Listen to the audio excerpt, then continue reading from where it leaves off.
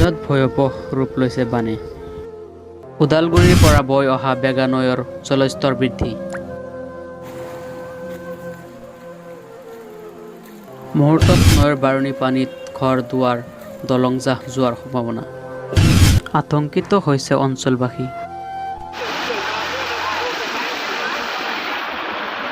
যোৱাবাৰতকৈ আমাৰ বানপানীৰ প্ৰকোপটো অলপ বেছি হয়, কাৰণ যোৱাবাৰ আমি দেখা পাইছোঁ আমাৰ বানপানীৰ দ্বাৰা ক্ষতিগ্ৰস্ত নাছিলে বুলি ক'লেও ভুল নাছিল।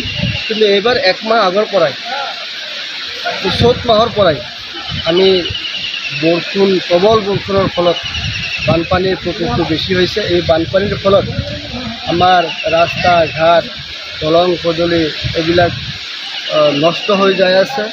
আমাৰ খেতি বাতি নষ্ট হৈ আছে। আমাৰ ঘৰ বাৰীত পানী উঠি মানুহৰ থকাৰ বিভিন্ন অসুবিধাত পৰিছে।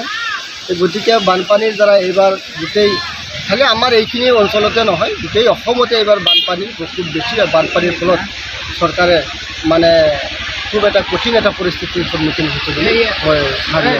বিশেষকৈ এইটো অঞ্চলত মৎস্যপালকসকলৰ বেছি অসুবিধা হৈছে ইয়াত। আৰু এটা কথা, এইবাৰ বানপানীৰ দ্বাৰা যিহেতু আমাৰ এই অঞ্চলত মৎস্যপালক মানুহ বেছি, গতিকে বহুত নিবনুৱা এই মাছৰ ব্যৱসায় কৰি মাছৰ উৎপাদন কৰি চলি আছিলে। কিন্তু এই প্ৰাকৃতিক দুৰ্যোগে এই মৎস্যপালকসকলক বিশেষ ক্ষতিসাধন কৰিছে বুলি মই ভাবোঁ। দলংখনৰ যি অৱস্থা দেখা পাইছোঁ, আৰু দলংখনৰ আমি যোৱাবাৰ আমি ৰিপেয়াৰিং দিছিল। ৰিপেয়াৰিঙত আমি দলংখন যদিও ৰিপেয়াৰিং দিছিল, কিন্তু আমি নতুনকৈ বনাই দিছিলোঁ। দিয়াৰ পিছতো এইবাৰ যি বানপানীৰ যিটো প্ৰবল জোৰ, এই জোৰত এই দলং থকা খৰখাপ কৰি দিছে। আৰু এই ৰাণীপুখুৰী বজাৰৰ পৰা যিটো আমাৰ খুব ধোলাবাৰী হৈ চামটিলা বজাৰলৈ মেইন ৰাস্তাটোৱে আমাৰ বানপানীয়ে আপোনালোকে নিশ্চয় দেখা পাইছে।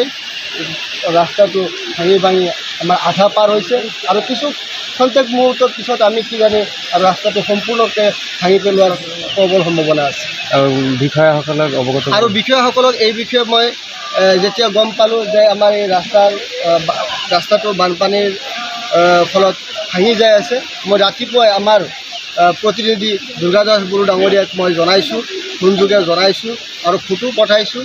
আৰু আমাৰ বিভাগীয় কৰ্তৃপক্ষ এক্সিকিউটিভ ইঞ্জিনিয়াৰ আমাৰ SDO জামান ছাৰক আমি ফটোসহ আমি ফোনযোগে জনাইছোঁ। সিহঁতে অনতিপলমে ব্যৱস্থা ল'ব বুলি প্ৰতিশ্ৰুতি দিছে। আৰু ইতিমধ্যে মই ফোনযোগে গম পালোঁ যে আমাৰ এক্সিকিউটিভ ইঞ্জিনিয়াৰ আমাৰ এই অঞ্চলত উপস্থিত হৈ আমাৰ বানপানীৰ এই ৰাস্তাৰ কিবা দিহা পৰামৰ্শ দিব বুলি মই গম পাইছোঁ। বানৰ কবলত ৰাইজ আতংকিত হৈছে।